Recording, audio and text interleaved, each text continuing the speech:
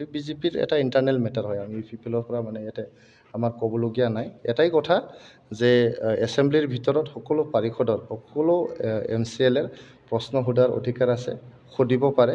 এইটো আনচাৰ দিব লাগিব যিবিলাক মানে ডিপাৰ্টমেণ্ট মানে পৰ্টফলিঅ' লৈছে। যেনেকৈ আমাৰ চিফ ছাৰ প্ৰমোদ বড়ো ডাঙৰীয়াকো প্ৰশ্ন সোধে, তেখেতক প্ৰশ্ন কৰিলে তেখেতে উত্তৰ দিয়ে, ধুনীয়াকৈ উত্তৰ দিয়ে। তো ইয়াতে কোনোবা EMে মানে নিজকে ছুপাৰ EM ভাবি পেলাই প্ৰশ্নটো উত্তৰ নিদিলে এইটো ঠিক নহয়। উত্তৰটো দিব লাগে।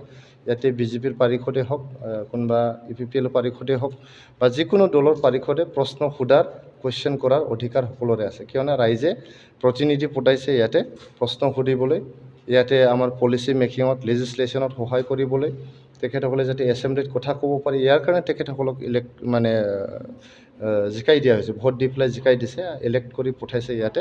গতিকে ইলেক্টেড হৈ যোৱাৰ পিছত তেখেতসকলে এছেম্বলিত যদি কথা নকয়, এইটো ৰাইজৰ যিখিনি আস্থা এইটো হেৰুৱাহে হ'ব। ৰাইজৰ যিখিনি এটা প্ৰতিনিধিৰ ওপৰত আস্থা বা বিশ্বাস আছে এইটো হেৰুৱাব। গতিকে এজন পাৰিষদে প্ৰশ্ন সুধিবই, আৰু সুধিলে উত্তৰ দিব লাগে। এইটোৱে গণতন্ত্ৰ।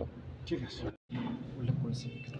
তেখেতৰ বিভাগটো চাব, তেখেতৰ হেল্থ ডিপাৰ্টমেণ্টটো চবতকৈ বেছি মানে বাজেট তেখেতৰ ডিপাৰ্টমেণ্টতে আছে।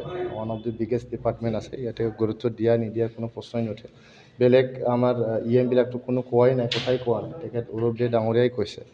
তো তেখেতৰ হয়তো আৰু এছপিৰেশ্যনছটো বহুত বাঢ়িছে, কিন্তু এছপিৰেশ্যনছটো বাঢ়াতকৈ তেখেতে ৰাইজক সেৱা কৰাটোৱে এতিয়া গুৰুত্ব দিব লাগে।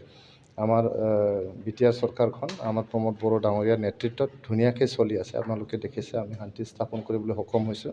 BTR চুক্তিৰ পিছত ২.৫ বছৰ BTR অঞ্চলৰ ৰাইজে ইমান ধুনীয়াকৈ শান্তিত বসবাস কৰিছে, সেইটো আমাৰ চবতকৈ ডাঙৰ উপলব্ধি হয়। লগতে আপোনালোকে দেখা পাইছে পপুলাৰ স্কিম, যেনেকৈ আমাৰ কি কয় এইটো ছুপাৰ 50 মিছন আমি লঞ্চ কৰা হৈ আছে। ইয়াতে অঞ্চাই বিথাংখী স্কিম লঞ্চ কৰা হৈছে, জ্ঞান চেৰাং বিথাংখী লঞ্চ কৰা হৈছে। ইমান ২.৫ বছৰতে আমি ইমান কনষ্ট্ৰাক্টিভ কাম কৰিব পাৰিছোঁ।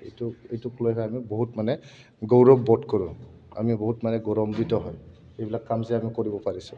ইয়াতে একজন দুজন হয়তো হঠাতে তেনেকৈ মানে আমাৰ অৰূপ ডাঙৰীয়া তেনেকৈ ৰেগুলাৰলি প্ৰেছ মানে তেনেকুৱা ব্ৰিফিং বা প্ৰেছৰ লগত ইণ্টাৰেকশ্যনছ হয়তো নহয়। যোৱাকালি হঠাৎকৈ তেনেকুৱা ইণ্টাৰেকশ্যন হোৱাত তেখেতে হয়তো ইম'চনেলি কিবা এটা মানে জাৰ্ণালিষ্টে সুধি দিয়াত মানে এইটো নাভাবাকৈ কিবা এটা কৈ দিলে।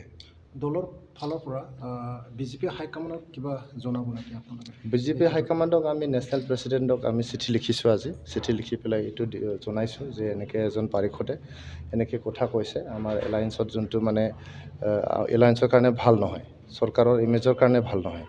তো তেখেতে এজন ৰেছপনচিবল EM হৈ পেলাই চৰকাৰৰ ইমেজটো তেখেতে চিন্তা কৰিব লাগিব।